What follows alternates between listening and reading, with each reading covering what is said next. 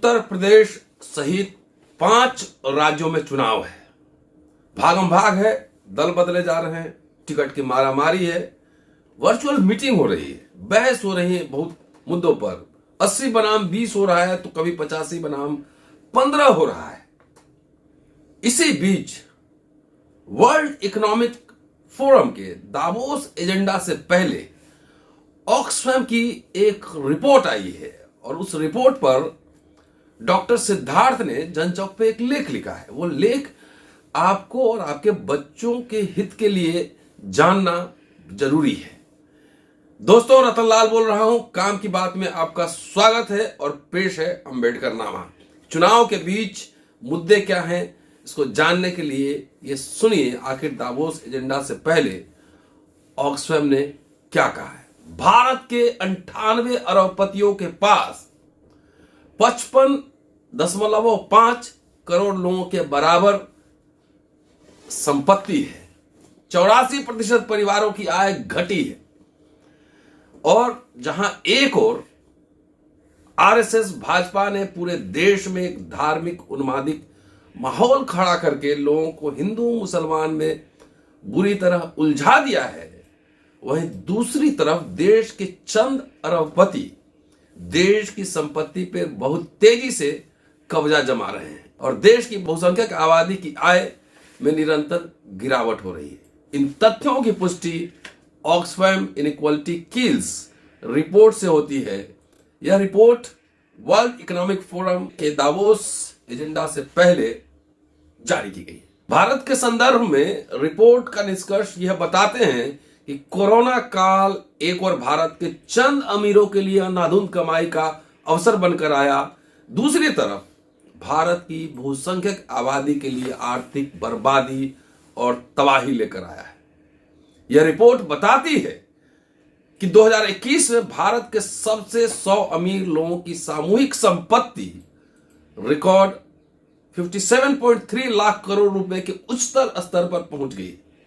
इस वृद्धि का लगभग 5वां हिस्सा अकेले अडानी घराने के हिस्से में गया है। आर्थिक गैर बराबरी की स्थिति इतनी भयावह हो गई है कि इस देश में 55 करोड़ लोगों की जितनी कुल संपत्ति है, उतनी संपत्ति सिर्फ इस देश के 98 अरबपतियों की है। यानी देश के 55 करोड़ लोगों का कुल जितनी आर्थिक हैसियत है, उतने 98 लोगों की है। कोरोना काल के दौरान सिर्फ एक साल 2021 में 40 नए अरबपति पैदा हुए हैं और इस दौरान अरबपतियों की संख्या 102 से बढ़कर 142 हो गई है। यानी अरबपतियों की संख्या में 39% की वृद्धि हुई है।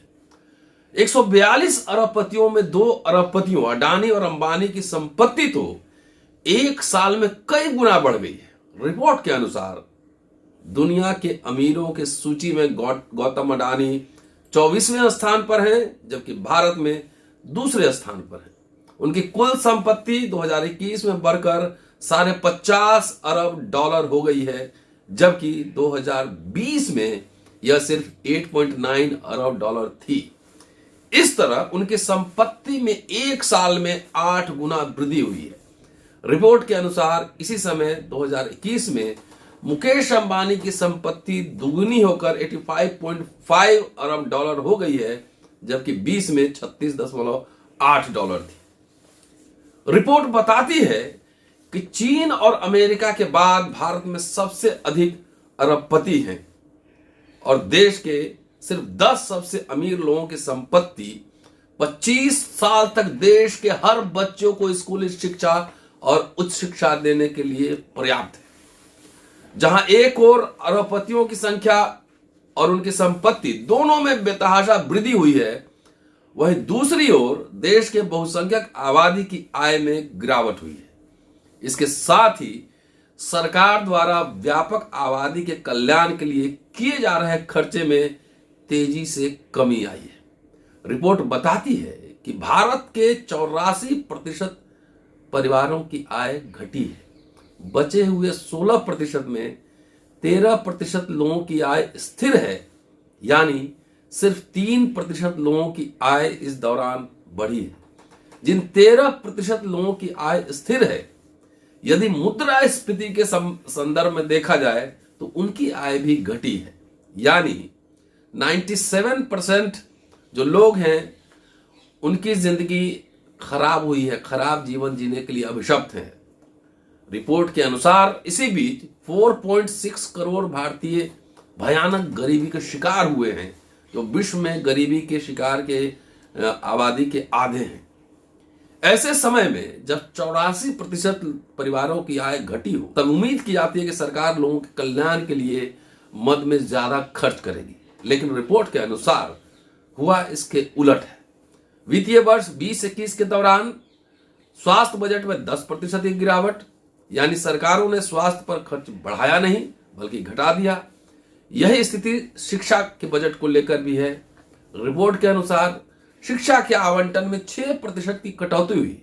इसका अर्थ है कि शिक्षा और स्वास्थ्य की हालत आम आदमी के पहुंच से बद से बदतर हुई है।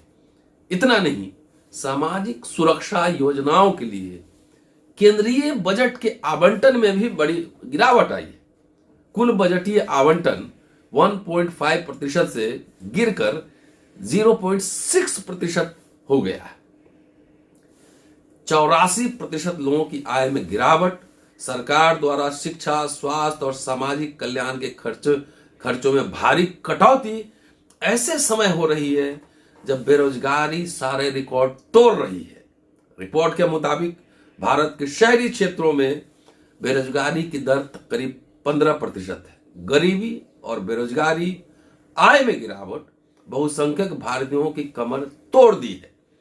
ऐसे समय में जब अमीरों की संख्या और उनकी संपत्ति में बेतहाशा वृद्धि हो रही हो और बहुसंख्यक लोगों की आय घट रही हो, तब उम्मीद की जाती है कि सरकार अमीरों पर टैक्स लगाकर गरीबों को राहत देगी। लेकिन रिपोर्ट के अनुसार हुआ इसके उलट है। रिपोर्ट के अनुसार भारत की केंद्र सरकार ने बीते 4 साल में कॉर्पोरेट टैक्स में भारी कमी की है और इनडायरेक्ट टैक्स, यानी कि जनता पे जो रोजमर्रा की चीजों पे लगता है, उसमें वृद्धि हुई है, बढ़ी है। कॉर्पोरेट मीडिया के बहुलांश हिस्से ने आरएसएस भाजपा का सहयोग करके पूरे देश को हिंदू मुसलमान झगड़े और छद्म राष्ट्रवाद के नशे में जानबूझकर उलझा रखा है, ताकि इस स्थिति का फायदा चंद अमीर उठा सकें, अपनी निजी संपत्ति में बेतहाशा वृद्धि कर सकें और बहुसंख्यक भारतीयों को तबाही बर्बादी की ओर धकेल सके। यह है मामला पूरा, जो आप इसको समझने की कोशिश कीजिए दोस्तों। चुनाव आ रहे हैं, लेकिन भारत का की आर्थिक स्थिति है, जो शिक्षा की, जो स्वास्थ्य की, जो बेरोजगारी की, तमाम जो स्थिति है, ऑक्सफैम इस रिपोर्ट ने बड़ा खुलासा किया है। तो पूरा वीडियो देखिए, देखते रहिए, शेयर करते रहिए। अगले एपिसोड में आपसे बहुत जल्दी मिलता हूं, और शेयर कीजिए। अगर चाहें तो आप ज्वाइन भी कर सकते हैं अम्बेडकरनामा।